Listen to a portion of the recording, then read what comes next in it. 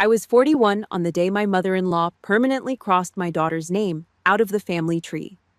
It happened on the hardwood dance floor of a June wedding, right in front of 80 guests holding their breath for a powerful colonel to arrive. Chloe, 7 years old, was just twirling in her white shoes until a hand yanked her arm backward. The sickening pop of a dislocated joint on that floor was only the first thing to shatter. The second was the ER doors. And the third was the identity of the colonel. This entire family was on their knees waiting for, because that title belonged to me. Welcome to Family Honor Stories, where the isolated use the cold, hard truth to flip the script instead of screaming. If you've ever been drained dry and trampled by your own relatives, stick around, leave a comment, hit like, and subscribe. I had just come back from a sweat-soaked deployment, but my in-laws just smirked. Lily is neglecting the family again.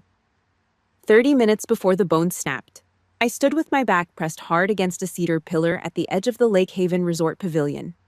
My eyes tracked the room in a deliberate sweep. 80 guests. I clocked the exits, cataloged blind spots, and filtered the crowd into hostiles and non-combatants. Hard habit to break. When you've spent your career scanning for IEDs in places where a wrong step means coming home in an aluminum box, you don't turn it off for a family party. Even if the threats here were just wearing pastel suits and drinking top-shelf bourbon. My bourbon. My money. The air inside the rented pavilion was thick. Someone plugged a cheap floral air freshener into the wall near the restrooms. The smell bled into the main hall, overpowering the damp pine needles outside. I gripped a flimsy plastic cup of lemonade. Condensation dripped down the sides, freezing my fingertips. Ice clinked. It was the only damn thing I had. Not a single person from Marcus's family bothered to offer me a plate from the catered barbecue buffet. To them, I was just a ghost. A necessary evil who funded the open bar. I took a slow, sour sip. String lights reflected off the waxed hardwood floor. This whole place, the cedar beams, the prime rib carving station, the overpriced DJ, was paid for by my hazard pay. 9 months in a forward operating base in the Middle East. Breathing in diesel fumes and sand, sleeping in full gear. Rationing bottled water in 100-degree heat. I bled for that paycheck. I wired the money home so Marcus's little sister could have her picturesque June wedding by the lake. But that wasn't the narrative Eleanor was selling tonight. He's arriving any minute now. Uncle Arthur's booming voice cut through the chatter. He held court by the bar, a half-empty glass of scotch in his meaty fist face, flushed. The colonel. A real military man. You should see the hardware on this guy's chest. He's the real deal. We better clear a path when he walks in. I kept my face completely blank. A muscle in my jaw jumped, but my posture remained rigid. I let them talk. In their conservative little bubble, a soldier was a man with a square jaw who chewed tobacco. A man who deployed was an American hero. A mother who deployed, she was a deadbeat. A selfish woman who abandoned her child. A shadow crossed the toes of my boots. Eleanor. The matriarch was doing her rounds. She had a distant cousin firmly by the elbow, steering the poor woman around the tables to show off the floral centerpieces. When she got within 5 feet of me, her smile tightened into a thin, bloodless slit. She didn't stop walking. She just slowed her pace, her eyes raking up and down my plain navy dress with pure disdain. And this, Eleanor said, her voice dripping with artificial sweetness, is Marcus's wife. Lily. She paused, letting the heavy silence hang in the air just long enough to make it radioactive. She's hardly ever home. We do what we can to step up and help Marcus manage the household, bless his heart. The cousin offered a tight, pitying nod, avoiding eye contact with me entirely. I looked past Eleanor. Marcus was standing right behind her. He didn't look at me. He didn't open his mouth to correct his mother. He just shoved his hands deep into the pockets of his khakis, shifting his weight and staring down at the scuff marks on his brown loafers. He looked like a scolded dog, the unconditional surrender of a spineless man. I didn't yell. I didn't defend my honor. I just stared right through him, my grip tightening on the cup until the cheap plastic buckled and cracked. A cold bead of lemonade dripped onto the floorboards. They took my blood money, spent every dime, and then stood on the very stage I bought to strip me of my dignity. Suddenly, a heavy vibration buzzed against my right hip. I reached into my pocket. My phone screen lit up in the dim light. A secure, encrypted line. The duty desk at the base. I didn't hesitate. I dropped the cracked cup into a nearby trash can. "Excuse me," I muttered to no one, turning my back on the coward I married. I pushed through the side doors, stepping off the wooden porch and onto the damp lawn. The cool, humid night air hit my face. I brought the phone to my ear, sliding into the darkness, stepping completely out of their line of sight. Protocol broken. Behind me, inside the brightly lit pavilion, the DJ abruptly cut the background music. The beat shifted entirely. A fast pop song blasted through the speakers. I paused in the shadows, glancing back over my shoulder through the large glass panes. Out of the corner of my eye, I saw a flash of bright yellow. Chloe. My 7-year-old daughter stepped out onto the center of the empty hardwood dance floor. She had a wide, innocent grin on her face. Her little white shoes tapped against the wood as she started to spin. I watched Eleanor's head snap around. The matriarch's eyes locked onto my daughter. Her posture went completely rigid. Her fake, polite smile vanished instantly, replaced by something dark, cold, and predatory. She took a deliberate step toward the dance floor. I was stuck on the line. The dispatcher's voice cracked in my ear. I was too far away. The cold plastic of my phone bit into my palm as I clicked the end call button. The voice from the duty desk faded into the humid night. I stood on the damp grass outside the Lake Haven Pavilion, my spine-straight eyes locked on the glass panes. Inside, the music changed. A heavy pop beat rattled the windows. Through the glass, I saw the bright yellow flash of Chloe's dress. 7 years old, completely oblivious to the rot inside that room. She stepped onto the center of the hardwood dance floor, her little white leather shoes squeaking against the polished wood. She caught my eye, flashed a grin, and held up a tiny thumb. Then she started to spin. Round and round under the strobe lights. Then, the shadow moved. Eleanor bypassed the tables. For a 66-year-old woman, she moved with terrifying speed, driven by a twisted need for control.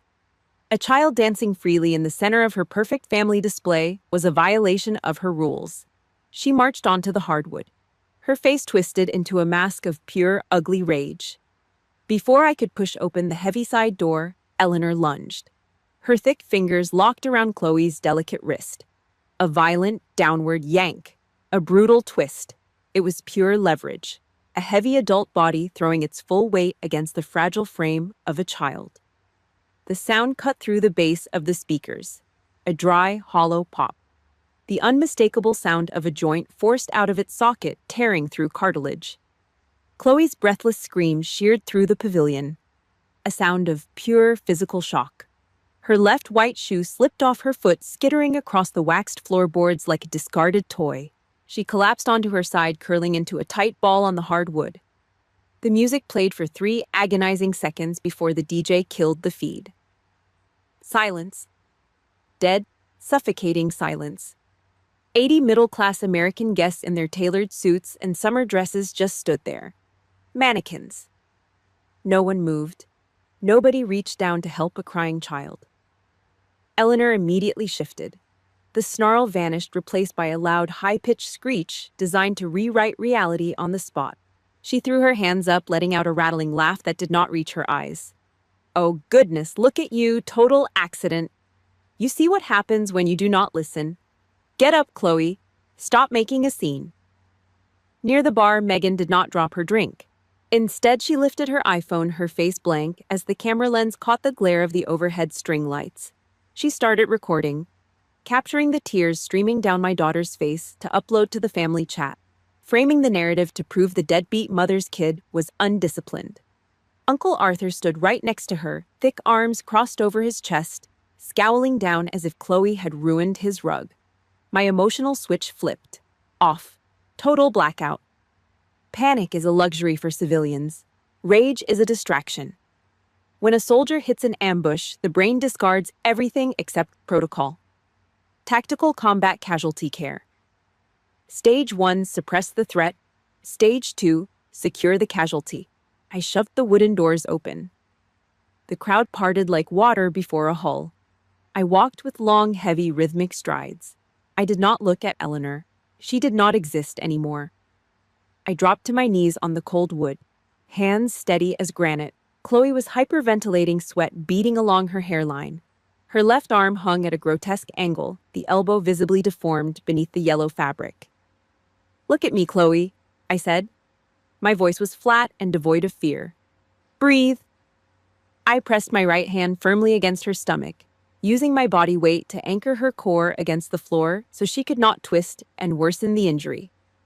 With my other hand, I gathered her forearm, bringing it tight against her torso to splint it against her own chest. Muscle memory from 3 tours took over. Secure, stabilize, immobilize. I looked up. Marcus stood 3 feet away. His face was a sickly shade of white, hands trembling at his sides. He stared at his mother, then at his daughter, paralyzed by cowardice. I did not yell. I looked directly into his empty eyes and let out a command that cut like a razor. "To the emergency room, now. Before we drive out into the dark, I need to ask you something directly. If you have ever sat at a family dinner, a holiday gathering, or a wedding and watched a relative cross a line into cruelty while everyone else pretended not to see it, you are not alone. They call it tradition, or they call it discipline, but we know exactly what it really is. If you believe that protecting a child matters more than saving an abuser's face, please hit that like button, subscribe to the channel, and leave a comment below with just one word: stand. Let me know you are listening." I scooped Chloe up in one smooth motion, keeping her injured arm locked tight against my collarbone. Her small body shivered violently, tears soaking into my navy dress. I carried her past the frozen tables, past the untouched plates of barbecue, and shoved through the exit into the dark gravel parking lot. The heavy crunch of my boots against the stones was the only sound. Then came the frantic, scrambling footsteps behind me. Marcus. I expected him to open the SUV door. I expected him to act like a man. Instead, a hand clamped down onto my shoulder, jerking me back. I turned around slowly under the dim yellow glow of the parking lot light. Marcus stood there, mouth working silently, face twisted in panic. He was not looking at the little girl shivering against my chest. He looked back toward the bright pavilion. "Lily, wait!" he hissed, his voice cracking. "You cannot just walk out. My mother is inside crying. If we leave right now, it ruins the entire night." Marcus stood in the dim yellow glow of the parking lot lamppost, his fingers clawing at the driver's side window of my SUV. He looked small, pitiful, a grown man in khakis shivering not from the cool night air, but from sheer terror of his own mother's tears. Behind him, the Lake Haven pavilion blazed with light, the muffled bass of the wedding music pulsing through the walls. In the back seat, Chloe was trembling. Her ragged breaths hitched every few seconds. She was in medical shock, her skin clammy, her face drained of color under the dome light. "Lily, please just listen to reason." Marcus hissed, his voice dropping to a desperate whisper. His eyes darted nervously back toward the pavilion. "My mother is inside, hysterical. She is crying in front of everyone. If you drive away right now, you are making this a criminal matter. We can find a local clinic tomorrow. Just come back inside and let us smooth this over." I did not argue. Arguments require mutual respect. I had none left for the coward leaning against my door. I reached out my hand steady and firmly wrapped my fingers around his wrist. I squeezed just hard enough to make him let go of the glass. I shoved his arm away from my vehicle. With a single fluid motion, I hit the door lock button. The metallic thud of the locks echoing through the cabin felt like a final sentence. I slammed my boot down on the gas pedal. The tires spun, spitting loose gravel against the underside of the wheel wells with a violent crunch. Marcus stumbled backward into the darkness, mouth open in shock, swallowed by the cloud of exhaust in my rearview mirror. The drive to the hospital was a claustrophobic nightmare. The cabin smelled of stale air conditioning and the cheap floral perfume rubbing off Chloe's yellow dress. The only light came from the green glow of the dashboard clock. Suddenly, the phone on the center console buzzed. Then it buzzed again. A rapid-fire succession of high-pitched chimes. I kept my hands locked at 10 and 2 on the steering wheel. My knuckles were stark white, but the screen kept flashing, casting an aggressive blue glare against the dark windshield. I glanced down at a red light, an iMessage notification from the family group chat. A video file uploaded by Megan. I swiped the screen with a thumb. The video started playing. It was a masterpiece of digital assassination. Megan had edited the footage with vicious precision. The entire sequence where Eleanor lunged across the hardwood and violently yanked Chloe's arm back was gone. Erased. The clip started exactly 3 seconds later. It showed only Chloe screaming, flailing on the floor in what looked like an uncontrolled temper tantrum. Across the bottom of the screen, Megan had typed a caption in bold white text, "The inevitable result of a mother who is never home. Complete lack of discipline." Beneath the video, comments from the extended Forbes family started rolling in. Uncle Arthur typed, "Disgraceful behavior. Marcus needs to take control of his house." They were rewriting reality in real time, gaslighting from behind a glass screen while the victim lay shivering on my back seat. A calculated smear campaign designed to protect the matriarch and frame me as the villain. I tossed the phone into the passenger footwell face down. The blue light died. 10 minutes later, I slammed the SUV into park directly in the ambulance bay of the county hospital emergency room. The smell of burning rubber and hot brakes filled the air as I scooped Chloe out of the back seat. Inside the ER was a temple of sterile indifference. White fluorescent lights hummed overhead. The air was thick with the sharp stench of bleach and rubbing alcohol. I carried Chloe straight to the triage desk. The attending physician was a tall man with tired bags under his eyes. He cut Chloe's yellow sleeve open with medical shears, exposing the grotesque deformity of her left elbow. "Hold her shoulders," the doctor muttered, his voice flat. I stepped up to the gurney. I placed my forearms over Chloe's chest, anchoring her body against the starched white sheets. "Hold on to me, Chloe."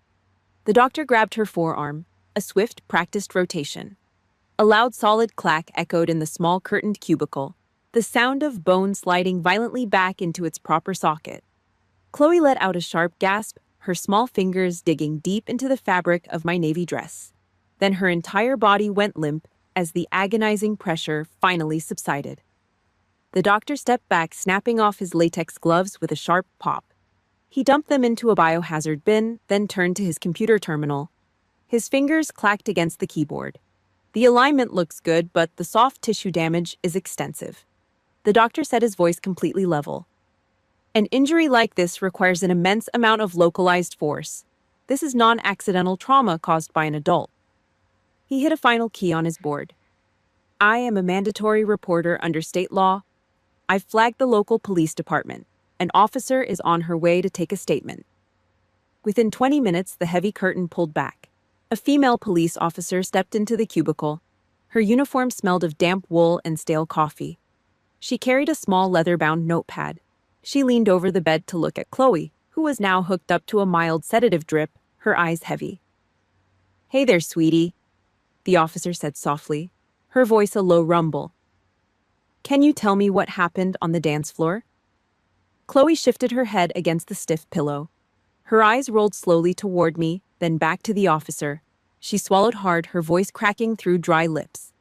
"Grandma said—" Chloe whispered, her tiny hand twitching against the blanket. "She said I do not belong. She said I am not real family." The words hung in the sterile air, sharper than any shrapnel I'd ever pulled from a flak jacket. The clock on the emergency room wall clicked to exactly 8. Marcus finally pushed through the swinging double doors. His khaki shirt was wrinkled. He smelled of stale bourbon, cheap cigars, and panicked sweat. He did not rush to the gurney. He did not touch the thick white plaster cast wrapped heavily around his daughter's left arm. He looked straight at me. "The triage nurse said a police officer was just here," Marcus hissed.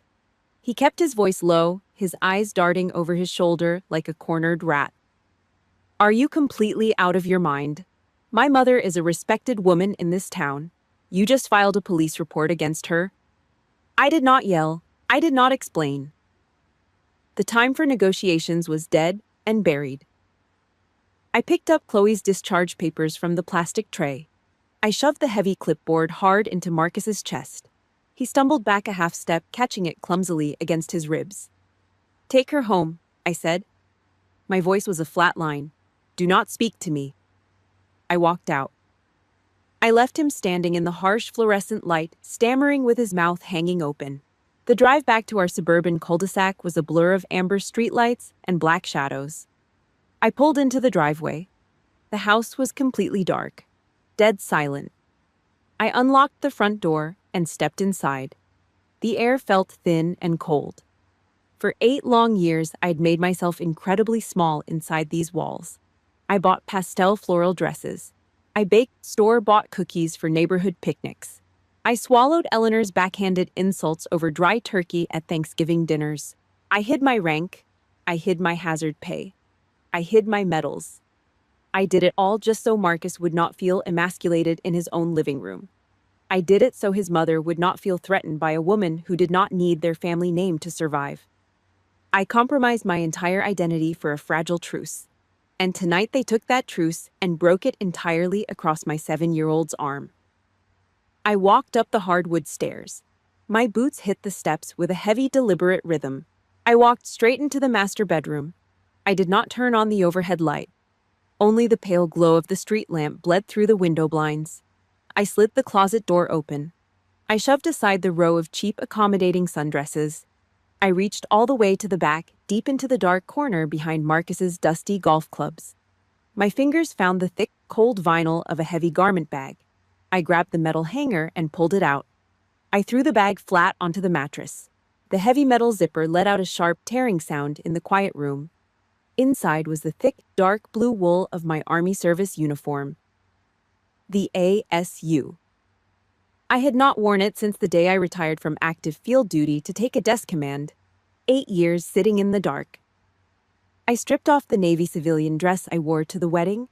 I let the cheap fabric fall to the floor. I kicked it aside. I put on the crisp white shirt. The fabric was stiff against my skin. I fastened every single button with mechanical, absolute precision. I pulled the dark blue trousers on. The gold stripe ran sharp and straight down the outside of my leg. Then came the heavy coat. I slipped my arms into the sleeves. The heavy weight of the wool settled onto my shoulders like medieval armor. It grounded me. The shivering stopped. I stood in front of the full-length mirror. I did not recognize the woman staring back at me. The tired, accommodating suburban wife was gone. The face in the glass was cold. Still. A frozen lake right before the ice shatters under pressure. I picked up the small black velvet box from my nightstand. I popped the lid open. The metal gleamed in the dim light. I pinned the colorful ribbons tight against my left breast. 3 combat tours, hazard pay, blood in the sand. Every single ribbon was a receipt for the money that paid for their extravagant party. Finally, I picked up the heavy silver insignias, the eagles. I pressed the sharp metal pins firmly through the thick fabric of the epaulets on my shoulders. I locked the metal clasps into place with a hard click. One on the left, one on the right. Colonel Lily Forbes. I was not a ghost. I was a goddamn commanding officer. Downstairs, the front door rattled. A metal key turned violently in the lock. The heavy wooden door swung open. Marcus stepped into the foyer. He was carrying Chloe in his arms. Her head rested heavily against his shoulder, her eyes drooping from the hospital pain medication. Marcus kicked the door shut. He turned around. He looked up the stairs. He froze. The color completely drained from his face. His mouth parted, but absolutely no sound came out. He stared at the dark blue wool. He stared at the gold stripes. He stared at the silver eagles resting heavy on my shoulders. His family spent the entire day bragging to 80 guests about a powerful military colonel arriving at the reception. They waited all night to bow down to a man in uniform. Standing in the foyer looking up at me, Marcus finally realized exactly who they were waiting for. I walked down the stairs, slow, deliberate. The thick leather soles of my dress shoes struck the wood with a hard, hollow knock, 1 step at a time. I stopped on the bottom step, towering over him. I did not look at my husband. I looked at my daughter. I crouched down, bringing my face level with hers. Chloe blinked her heavy, tired eyes. She looked at the shiny metal pinned to my chest. I reached out. I took her small, uninjured right hand. I guided her tiny fingers up to my shoulder. I pressed her fingertips against the cold silver wings of the eagle. "You belong to me," I whispered, my voice rock steady. "You belong right here." I stood up. I stepped past Marcus. He flinched, shrinking back against the drywall as if the wool of my uniform would burn his skin. I grabbed the heavy set of car keys from the console table. The metal jingled loudly in the dead silence of the hallway. I opened the front door. The humid summer night air rushed in. Target acquired. I am going back to the pavilion. The dashboard clock ticked to exactly 9 p.m. when I pulled the SUV onto the dark grass plot at the edge of the Lake Haven resort. I killed the headlights. The engine died with a heavy shudder. I did not open the door immediately. I sat inside the dark cabin, the steering wheel cold under my bare palms, looking through the tinted windshield. 50 yards away, the rented pavilion blazed like a stage under the string lights. The party had moved on from the shock of the ambulance ride. The music was a low bass thump, vibrating through the gravel below my tires. Through the wide glass windows of the hall, I could see them. I watched Eleanor. The matriarch was in her absolute element. She performed for an audience of 80 guests, moving from table to table with a paper napkin pressed lightly against her dry eyes. She smelled of cheap white wine, heavy floral perfume, and the sour sweat of a woman fabricating a tragedy. Megan's edited video had clearly made the rounds. I could see the nods of sympathy from distant cousins, the tight-lipped expressions of outrage directed at the empty chairs where my daughter and I had sat. Eleanor played the grieving grandmother, the saintly pillar of a family torn apart by an ungrateful daughter-in-law who abandoned her family's special night. They used my absence to bury my reputation. They used the blood money I earned in the sand to buy the bourbon they drank while they slandered me. I reached down and opened the door. The rusted hinges let out a faint creak, swallowed by the night air. My black leather Oxford dress shoes hit the loose gravel with a sharp crunch. The air outside was thick with the scent of damp pine needles and the greasy odor of leftover barbecue. I stood up tall, pulling the heavy blue wool coat of my Army service uniform tight against my frame. I adjusted my cap, the peak, sitting exactly 2 finger widths above the bridge of my nose. My spine was a steel rod. I did not storm toward the pavilion with a desperate need to scream. I walked with slow, rhythmic strides. Each step was a calculated beat against the stones. Row, row. The sound of my leather soles followed me out of the shadows. As I approached the screened double doors of the main entrance, a commotion erupted near the valet station. A booming voice shouted from the gravel gatehouse. "He is here. The colonel has arrived at the gate." The announcement rippled through the outdoor patio like an electric current. The drunken murmurs of the crowd cut off instantly. 80 people straightened up in their chairs. Inside the pavilion, Eleanor froze mid-sentence. Her eyes lit up with a sharp hunger. The powerful military man she bragged about all day, the one with the ribbons on his chest, the elite status, the ultimate symbol of conservative authority, was finally here to validate her family's social standing. Eleanor practically floated toward the entrance. She smoothed down the front of her expensive silk dress with trembling hands. She cleared her throat, shaking off fake tears, and forced her face into the most dazzling, welcoming smile she could muster. She stepped directly to the center of the double doors, hands loosely clasped in front of her chest, waiting to bow down to power. I stepped out of the darkness and into the bright glare of the overhead floodlights. The silver buttons on my blue wool coat caught the light, gleaming like tiny mirrors. The gold stripe down my trousers was sharp enough to cut glass. A young kid, maybe 19, wearing a rented tuxedo that didn't fit his narrow shoulders, stood near the door. He was a junior Air Force airman, a distant nephew on the bride's side. He didn't see a woman. He didn't see Marcus's wife. He saw the silver eagles pinned heavily to my epaulets. He saw 3 combat tours stamped in colored ribbons across my left breast. Military reflex took over his entire body before his brain could process where he was. The kid dropped his hands to his sides. His heels clicked together with a sharp, hollow crack against the wooden deck. His spine went rigid. His right hand snapped up to his brow, a razor-sharp, textbook military salute. "Ma'am!" The kid barked, his voice cracking slightly with instinctive fear and absolute respect. 80 pairs of civilian eyes followed that airman's hand. The entire pavilion went dead silent. The low hum of the crowd died instantly. Nobody breathed. I kept my eyes locked straight ahead, ignoring the kid. I didn't return the salute. I was on duty. I walked past him, my leather shoes clicking hard on the hardwood floorboards of the entrance. 1, 2, 3. I stopped exactly 3 feet in front of Eleanor. The light from the crystal chandelier overhead hit the black and gold name tag pinned precisely above my right pocket. Forbes. Above it, the silver eagles on my shoulders glittered under the glass. Eleanor's dazzling smile didn't just fade, it shattered. The color completely drained from her wrinkled face, leaving her a sickly shade of gray. Her lower lip trembled. The hand she had extended to shake the hand of a powerful man dropped heavily to her side, limp and useless. She looked at my boots. She looked at the gold stripe. She looked at the silver wings on my shoulders. The realization hit her like a physical blow to the sternum. The grand military hero she had spent months using to build up her family's ego, the one she ordered everyone to clear a path for, was the exact same woman she called an unfit mother 30 minutes ago. They said, Eleanor whispered, her voice cracking, barely audible over the sudden quiet of the room. They said a colonel was coming. That is you.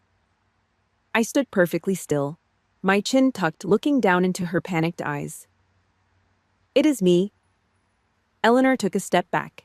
Her heel caught the edge of a floorboard. She stumbled, her hip slamming hard against a cocktail table. A half-empty champagne flute tipped over the thin glass, shattering against the hardwood. The sharp noise snapped her out of her shock. The fear in her eyes instantly curdled into something ugly. Pure defensive venom. This is a stunt, Eleanor shrieked. Her voice cracked, echoing off the cedar beams. She pointed a trembling, manicured finger at my chest. You think you can just march in here and play dress-up to humiliate this family? You abandoned your husband. You abandoned that little girl. And now you show up here in a costume to ruin my niece's wedding. Her chest heaved, sweat ruined the edges of her expensive makeup, making the powder look like cracked porcelain. She looked around the room, desperate to rally her audience, searching the sea of tailored suits and pastel dresses for backup. She is unstable. Look at her. She brings her marital problems out in public to punish us. She is sick. Uncle Arthur shoved his way to the front of the crowd. He was a big man built on decades of red meat, cheap beer, and assumed authority. He stepped right into my personal space. The stench of top-shelf scotch and stale cigar smoke rolled off his breath, thick and nauseating in the humid air. All right, that is enough, Arthur growled, dropping his voice into that heavy, commanding tone men like him used to silence their wives behind closed doors. He puffed out his chest, trying to use his sheer physical mass to force me backward. He pointed a thick, stubby finger inches from my nose. You take that uniform off, little lady. You turn around, you walk out to your car, and you go home before I have the valets drag you out of here. I did not step back. I did not flinch. I did not blink. I just shifted my weight, planting my boots firmly into the floorboards. I squared my shoulders, tilting my chin up just enough to look him dead in the eye. I let the silence hang. I let him feel the absolute absence of fear.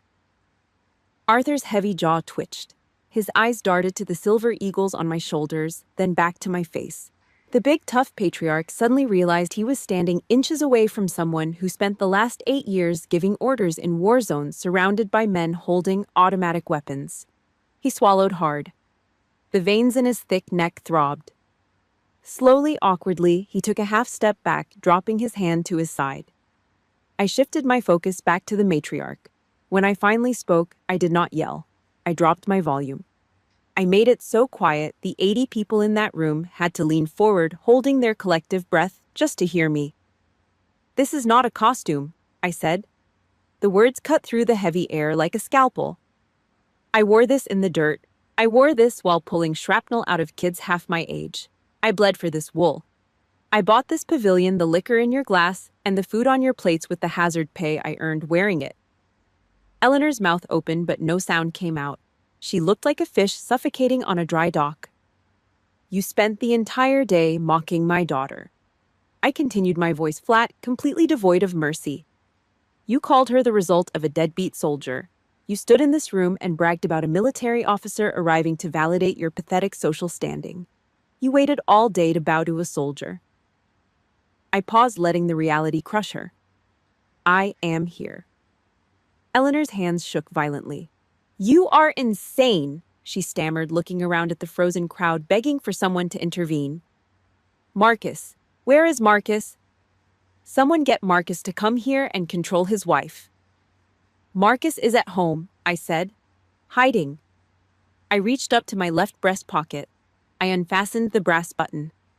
The entire crowd watched my hands, hypnotized. I pulled out a folded, sterile white sheet of paper. I flicked my wrist, snapping the paper open. The crisp rustle echoed loudly across the dance floor. County General Hospital. I read aloud, my eyes scanning the black ink. Patient Chloe Forbes, age 7, diagnosis. Severe left elbow dislocation, extensive soft tissue damage. I lowered the paper. I looked straight into Eleanor's terrified eyes. Medical conclusion, I said, letting the heavy words hang. Non-accidental physical trauma, caused by an adult. Listen to me for a second. Have you ever been pushed to the absolute edge by people who smile in your face while destroying your name behind your back? You know exactly how suffocating that is. If you have ever had to stand alone in a room full of people and fight for your own truth, I want you to know, I see you. Hit that like button, subscribe to the channel, and drop the word truth in the comments below. Let me know I am not the only one who had to become the villain in their story just to protect the victim. Eleanor let out a sharp, pathetic gasp. That is a lie. She whispered, her voice totally hollow, stripping away every ounce of her prior bravado. I barely touched her. It was an accident. She tripped. The attending physician is a mandatory reporter under state law, I said, folding the paper with sharp, precise creases. Child Protective Services has been notified. The local police department has the file and the medical imagery. I slipped the paper back into my chest pocket and buttoned it shut. I turned my back on Eleanor, completely dismissing her existence. I faced the 80 guests, the distant cousins, the aunts, the people who drank my liquor, ate my food, and watched a child get her arm broken without moving a single muscle. I swept my eyes across the crowd, locking onto their pale, shocked faces one by one. The police are filing criminal assault charges tonight, I said, my voice echoing in the dead space. They need a witness. I let my hands drop to my sides, standing at parade rest. Who saw it? The heavy, suffocating silence dropped over the pavilion like a body bag. The suffocating silence dropped over the pavilion like a body bag. 80 people stared. No one breathed. The overhead chandelier hummed a low rattle loud enough to crack the glass bulbs. Eleanor's chest heaved under her wet silk dress, her eyes darting across the rows of tables, silently begging for a savior. For a lie. Then came the crack. An old man near the buffet table, Great Uncle Thomas, 82 years old, a retired auto mechanic from Buffalo, slammed his heavy rocks glass down onto the wooden table. The thick glass didn't break, but the blunt thud echoed like a gunshot off the cedar pillars. A splash of amber whiskey sprayed across the white linen. He didn't stand up. He just leaned forward, his weathered, grease-stained hands gripping the edge of the wood. His jaw was set hard. I saw it, Thomas said. His voice was a raspy gravel rumble, thick with decades of factory smoke. He didn't yell. The kid didn't do a damn thing. She was just spinning around. Eleanor marched right out there, grabbed the little girl by the wrist, and gave her a mean, ugly yank backward. I heard the pop from all the way over here. The word hung in the hot air. Yank. Eleanor gasped, her head snapping toward him. Thomas, you are confused. You didn't see. I see just fine, Ellie. The old man cut her off, his eyes cold as ice. And I know child abuse when it is standing right in front of me. Next to him, Megan froze. Her fingers trembled against the smooth aluminum casing of her iPhone. The screen was still glowing, displaying the live recording interface, but the camera was aimed entirely at the floorboards now. She looked at me, then at the silver eagles on my shoulders, then at the old man. Slowly, her thumb tapped the red button. The recording stopped. She slid the phone deep into her satin clutch, keeping her head down. The pack was turning. Then the white silk moved. Sarah stood up from the head table. The bride. Her white veil hung crookedly over her shoulder. The expensive waterproof mascara she wore had run down her cheeks in thick, dark gray streaks, cutting through her heavy foundation like charcoal lines. She didn't look at her new husband. She didn't look at the expensive multi-tiered cake melting under the heat lamps. She locked her eyes directly onto Eleanor. "I saw you too," Sarah said. Her voice shook a fragile, brittle sound that rapidly turned into steel. "I was standing right by the DJ booth. I watched you walk up to Chloe. You looked disgusted that she was taking the attention away from your grand entrance. You snatched her arm. I heard the scream. I heard the bone break, Eleanor. Right at my wedding. Yo. Sarah, sweetie, listen to me." Eleanor stammered, taking a panicked half-step forward, her hands clawing the air between them. "You are stressed. It is your big day. Lily is using her rank to intimidate." "Shut up," Sarah whispered. It wasn't a shout. It was a bullet. "Just shut up." The wall of protection was crumbling. A low, ugly murmur began to ripple through the back rows. The non-combatants were finding their teeth. I saw it from the bar. A distant cousin muttered, setting his beer bottle down with a sharp clink. "Me too," a woman's voice called out from the darkness near the restrooms. The room was shifting, the heavy tide of public opinion turning into a concrete wall against the matriarch. Eleanor's face went from pale gray to a mottled, sickly purple. Her carefully curated empire of fear was dissolving into the floorboards. She looked like a cornered animal, her chest-heaving eyes wild and bloodshot. She turned her head toward the entrance, her mouth working silently before she finally found her voice. "Marcus!" Eleanor screamed. It was a high-pitched, desperate animal howl. She threw her arms out toward the screened doors. "Marcus, get in here. Your wife is attacking me. They are all lying. Tell them, Marcus. Come protect your mother." The screen door rattled. Marcus stepped into the bright glare of the pavilion. His khaki shirt was soaked through with sweat at the armpits. His face was a mask of pure exhaustion and shame. He walked with heavy, dragging feet, the gravel crunching beneath his loafers. Eleanor let out a triumphant sob, lunging toward him. "Tell them, Marcus. Tell her to take that uniform off." Marcus didn't look at his mother. He walked straight up to me. He stopped. His broad shoulders slouched for a second, then he straightened his spine. He took a long, ragged breath, his chest expanding against his damp shirt. Then he took a step to the left. He stepped directly in front of me, putting his own body between his wife and his mother. He squared his shoulders, blocking Eleanor's line of sight entirely. "No, Mom," Marcus said. His voice wasn't loud, but it was solid. The trembling was gone. "It is over. I am done helping you hide what you are." Eleanor froze, her hands locked mid-air, her jaw dropping so low it looked dislocated.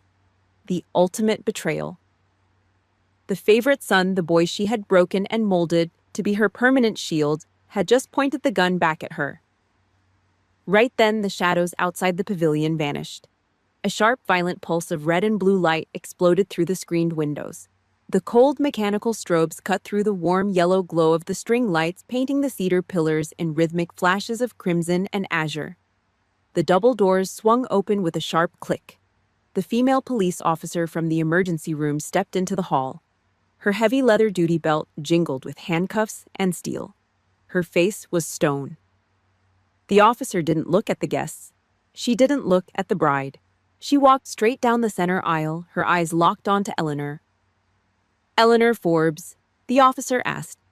The handcuffs clinked against her belt. The female police officer stood like a block of concrete in the center aisle of the pavilion. The red and blue strobe lights from her cruiser outside sliced through the screen windows, carving rhythmic patterns of bloody crimson and cold azure across the white linen tablecloths. The air inside felt thin. The smell of burning rubber from the parking lot rolled in, cutting through the greasy stench of the leftover catered barbecue. Eleanor took 2 trembling steps back, her knees buckling. She collapsed heavily into a rented wooden folding chair. Her wet silk dress clung to her frame, wrinkled and stained with spilled white wine. The dazzling matriarch was gone. Her chest rolled in uneven, desperate gasps as she looked up at the officer, then around the room. She had lost the room.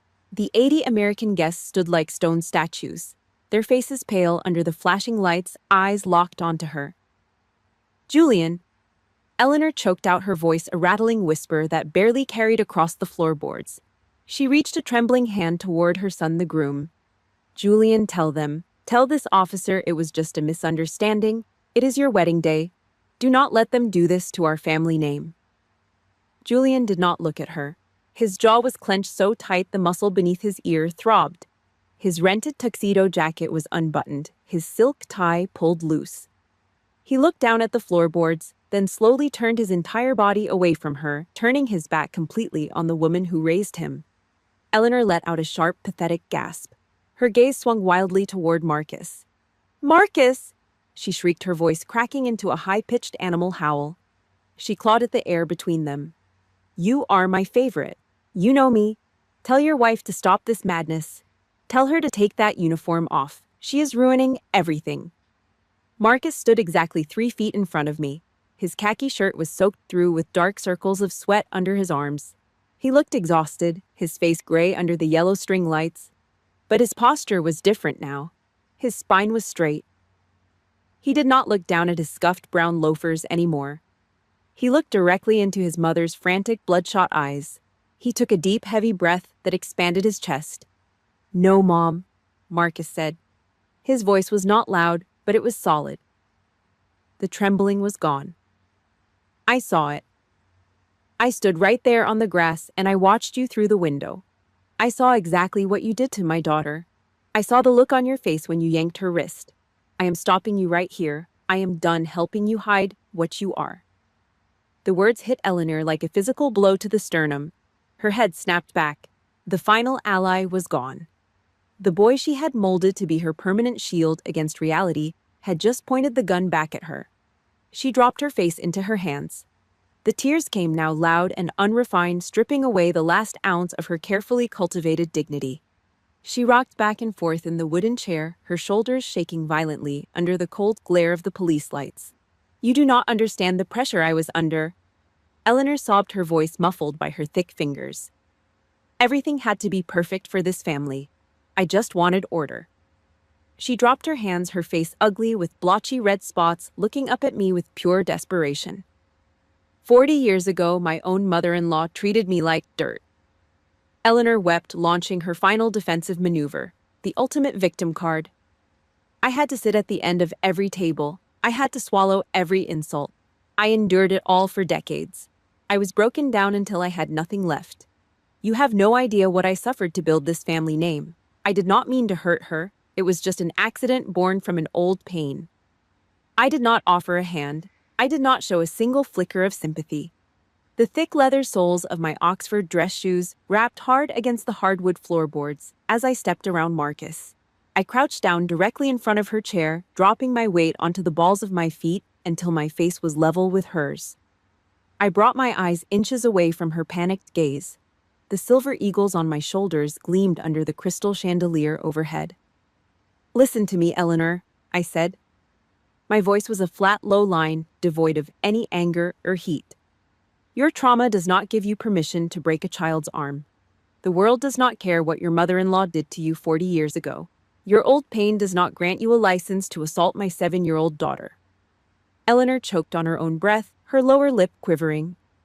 "There is absolutely no forgiveness for you tonight," I whispered, hammering each syllable deep into her skull. I stood up in one fluid mechanical motion, squaring my shoulders. The heavy blue wool coat of my uniform settled perfectly against my spine. I turned away from the broken matriarch. I turned on my heel, my dress shoes striking the floor with a sharp, echoing snap. I grabbed my car keys from the nearest table. I walked down the center aisle, my eyes locked straight ahead on the screened exit doors. I did not look back. We pushed through the double doors and stepped out into the cool, humid June night air. The gravel parking lot was illuminated by the fierce, rotating red and blue strobes of 3 police cruisers. I stopped at the driver's side door of my SUV. I looked back at the pavilion. I delivered the final terms not to Marcus, but to the rotting legacy inside. "Until there is a legal verdict, you are never allowed near my daughter," I said to the flashing lights. "No birthdays, no exceptions." The quiet inside the house felt heavy, exhausting. The high-voltage adrenaline that had carried me through the night finally burned out, leaving a dull ache behind my ribs. The kitchen clock read 4 in the morning. Black coffee trickled slow into the glass pot, the roasted aroma fighting against the sharp chemical smell of bleach from the laundry room. I sat at the wooden table, my spine flat against the back of the chair. Across from me, Marcus stared down into an empty mug. He did not look like the man who had trembled in the Lake Haven parking lot. The posture was different. His shoulders were squared, his jaw tight, his lips pressed into a hard line. He looked tired down to his marrow, but the paralysis was gone. The county police did not put cuffs on Eleanor in the middle of the pavilion. They did not drag her out in front of the 80 wedding guests. The state law did not work like a Hollywood movie, but the legal machinery had ground forward with a cold certainty. The female officer handed her a formal summons. Child Protective Services opened an official file before the ambulance even cleared the county line. There would be a mandatory hearing, protective supervision, a permanent notation on her state background check that no amount of family money could ever erase. The pristine social standing she had spent 40 years building in this town was dead. Marcus's phone buzzed against the wooden table, a low, harsh rattle. He didn't pick it up. He just swiped the lock screen with a thick thumb, his face illuminated by the stark blue glare. The family group chat was dead. The non-combatants had scattered back to their suburban split levels, terrified of being dragged into a police investigation. The vicious edited video Megan had uploaded to prove my daughter's lack of discipline vanished from the server, deleted with a panicked tap 3 minutes after the county deputies stepped onto the hardwood dance floor. The notifications popping up on his screen now were different. They were scavengers trying to clean their feathers. Megan texted, "Marcus, please tell Lily I did not know the whole story. I was confused. We are family. We need to stick together." Uncle Arthur sent a rambling paragraph. "Your mother is completely devastated. She is old, Marcus." The pressure of the wedding got to her. Tell Lily to drop the report for the sake of the name. Not a single message asked about the thick white plaster cast currently wrapped around Chloe's 7-year-old arm. Not a single person asked if the child was sleeping. Their regret did not come from a place of clarity or genuine remorse. It came from pure terror of the legal system. They did not care that a little girl had been broken on their stage. They only cared that the cops witnessed the execution. Marcus let out a long whistle through his teeth, a dry sound filled with pure contempt. He didn't text back. He tapped the top of the contact screen. He hit the block button. One by one, he ran through the list of his relatives. Megan, Arthur, the distant cousins who had nodded in sympathy while Eleanor lied. He blocked every single line. The metallic click of his phone screen shutting off was the only sound in the quiet kitchen. "They are done," Marcus said. His voice was low, flat, completely devoid of the old hesitation. "The boundary is locked. If they show up at the house, I'm calling the sheriff myself." He stood up, walked to the sink, and poured his untouched coffee down the drain. He had become a shield. The man who had spent 8 years hiding behind his mother's shadow finally stepped out into the open to guard his own perimeter. I stood up from the table. My dress shoes clicked hard against the linoleum flooring as I walked toward the stairs. I entered the master bedroom. The space felt empty and strangely peaceful.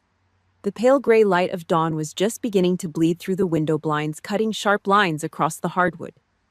I stood in front of the full-length mirror. I reached up to my throat. I untied the black silk neck tab. I unbuttoned the dark blue wool coat of my Army service uniform, one silver button at a time. The metal felt heavy cold against my fingertips. I slipped the coat off my shoulders. I carefully unpinned the silver eagles from the epaulets. I laid the insignia down inside the velvet box on the nightstand. The combat ribbons came off next a colorful strip of receipts for 9 months of diesel fumes, sand, and survival. For 8 years, I had hidden this uniform because the family could not handle the weight of my title. I packed my pride away in a dark corner to protect a fragile civilian ego. Tonight I had used that uniform like a tank to smash through their lies. I had taken back my name. I had secured the asset that mattered most. The mission was complete. The target was neutralized.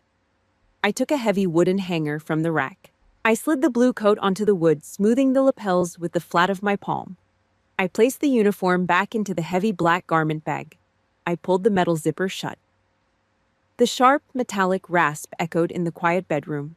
I pushed the bag deep into the back of the closet, sliding it behind the civilian dresses, letting the shadows swallow the dark blue wool. The old compromise was dead. The armor was put away. I walked over to the window. I gripped the plastic cord and pulled the blinds open. The morning sun broke over the tops of the pine trees, flooding the room with a cold, blinding light. Down the hallway, a bedroom door creaked open. 6 weeks passed.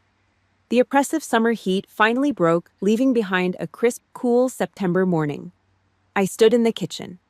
The pale yellow sunlight poured through the glass panes of the window over the sink, cutting bright, clean squares across the ceramic floor tile.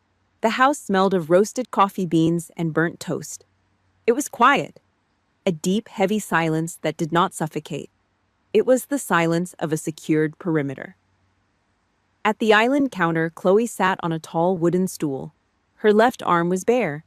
The heavy white plaster cast was gone, cut away 2 days ago by the orthopedic surgeon. Her skin was still pale where the fiberglass had wrapped around her elbow, the muscle slightly diminished, but the bone was whole. She held a blue crayon in her right hand, pushing it hard against a coloring book. Marcus was in the driveway. Through the open window, I could hear the rough metallic scrape of a wire brush against the grill of his truck. He had not spoken to his mother since the night the police cruisers lit up the pavilion. The county judge signed the restraining order. Eleanor was a ghost. A legal boundary kept her exactly 500 feet away from our property line. An old digital radio sat on the corner of the kitchen counter. It played a low, static-filled stream of a local classic rock station. The morning DJ murmured something about the weekend weather. Then the station transitioned. The opening chords of a piano drifted through the small speaker. A slow, rhythmic bass line followed. It was the second song. The exact same track the wedding DJ had played at the Lake Haven Pavilion. The song that was supposed to mark the bride's grand entrance. The song that ended with the sickening crack of my daughter's bone. My hand stopped midway to my mouth. The hot rim of the ceramic coffee mug hovered an inch from my lips. My spine instantly locked into a straight steel rod. Muscle memory prepared my body for an ambush. I looked over at Chloe. She stopped coloring. The blue crayon rested motionless on the paper. She tilted her head, listening to the melody. The kitchen suddenly felt completely devoid of air. Chloe did not cry. She did not shrink back. She slid off the high wooden stool. Her bare feet slapped lightly against the cold ceramic tile. She walked across the kitchen toward the mudroom door. Sitting on the rubber floor mat was a pair of white patent leather shoes. The same shoes she wore with her yellow dress. The ones with the scuffed toes from the gravel parking lot. She sat down on the floor. She slipped the right shoe on. Then, the left. She fastened the small silver buckles with careful, deliberate movements. She stood up. She walked back into the center of the kitchen, directly into the square of morning sunlight. Clack, clack. The hard rubber soles hit the tile. Chloe stood perfectly still, her shoulders hunched up near her ears. She squeezed her eyes shut. She was waiting for the heavy footsteps, waiting for the harsh, grating voice of her grandmother telling her she was ruining the moment, waiting for the violent, clawing grip on her wrist to drag her backward into the shadows. I did not move. I did not make a single sound. I just watched her. 10 seconds passed. The piano melody swelled. Nothing hit her. No one screamed. The kitchen remained a fortress of absolute safety. Slowly, Chloe opened her eyes. She dropped her shoulders. She lifted her arms out to her sides like the wings of a small bird. She planted her left foot. She spun. A slow, clumsy, beautiful spin. The white shoes squeaked against the floor. She spun again, faster this time, her head thrown back, catching the yellow sunlight on her face. I set my coffee mug down on the granite counter. The heavy thud anchored me to the present. I walked out from behind the kitchen island. I did not march. I took slow, even steps. I stopped right in front of her. Chloe froze mid-spin. She looked up at me, her chest heaving slightly, her eyes wide and searching. I did not issue a command. I did not speak. I simply held out my right hand. Chloe looked at my open palm. She reached up. Her small, warm fingers wrapped around my calloused hand. I pulled her in close. I stepped backward, pulling her into the rhythm of the music. We swayed across the kitchen floor. The hard soles of my boots and the squeak of her white shoes created a new drumbeat over the radio static. We spun under the ceiling fan, moving through the light and the shadows, taking back the exact moment that was stolen from her. We danced until the final piano chord faded into the hum of the refrigerator. The radio DJ's voice returned, breaking the spell. Chloe stopped moving. She stood in front of me, her hand still locked tightly inside mine. She looked down at her white shoes, then looked up into my eyes. Her voice was a fragile whisper. "Mom, am I real family?" I dropped down onto one knee. I brought my face completely level with hers. I looked directly into her dark eyes. "Respect is not won by being the loudest," I said, my voice carrying the absolute weight of a final verdict. "It is built by protecting the vulnerable. That is the law." If my story gave you courage today, please hit the like button and subscribe. Drop a comment below saying, "I protect my own." Thank you for listening, and I will see you next time.